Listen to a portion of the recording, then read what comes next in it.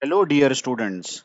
Let's resume our discussion on linear queue using arrays.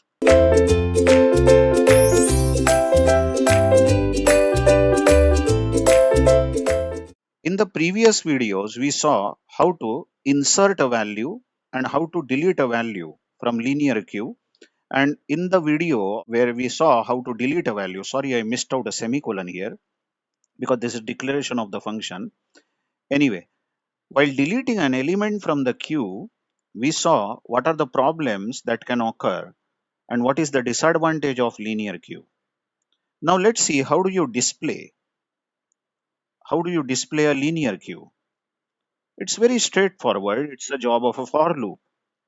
Just imagine that I have a queue where three values have been stored: 10, 20, 30, 10 being the frontmost because front is 0, and 30 is the rearmost because rear is 2. And we want to display these values. You know that the output should be 10, 20, 30 because 10 was inserted first, so it should be displayed first. Let's see how does display work. As usual, we are passing address of the queue to the display. So P points to the queue. Now, first things first, in the display, we will ask, is front -1? Now, if front is -1, then there is nobody standing in the front of the queue. That means the queue is empty and there is nothing to display, isn't it?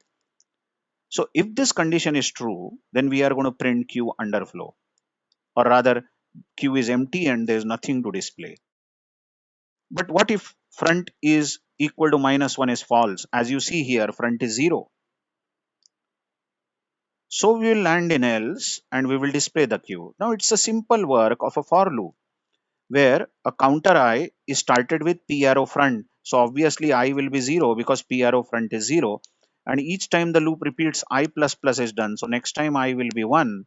Next time I will be 2. Each time the loop repeats. And loop takes I up to P arrow rear. And notice P arrow rear is exactly 2. So in this example, we'll repeat for I is equal to 0, 1, 2. And each of that elements is displayed. So first time AI means A0 because I is 0. Next time it is A1. Next time it is A2. So all these values 10, 20, 30 will be displayed. Before we close the discussion on display, it is so important to see the significance of that if statement. Let's say I don't care about underflow. Okay, I'm just erasing a few things. Give me some time.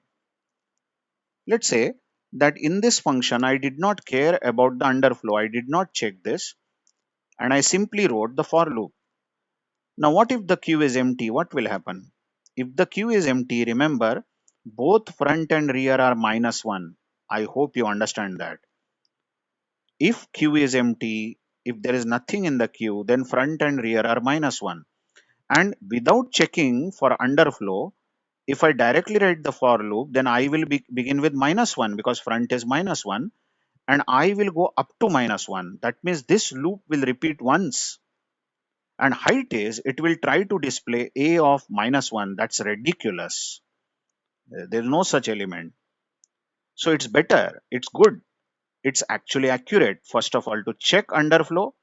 And if it is not underflown, if there is something to display, only then go to else and print the queue from front to rear.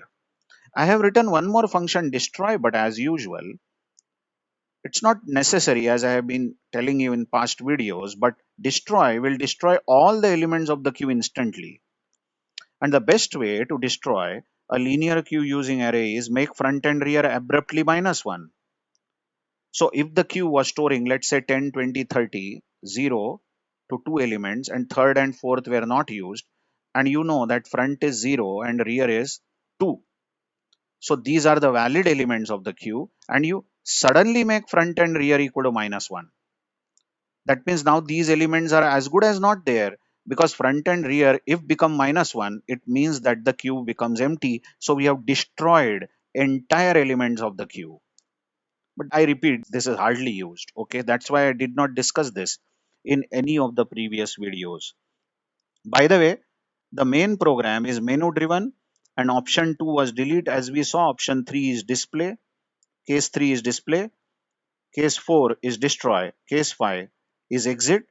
And this is how the main has been designed. On top of everything, on top of main, I have declared all the functions, although I lost the semicolon here. Functions have been defined below main. The entire body of the insert function, entire body of the empty function are written below main.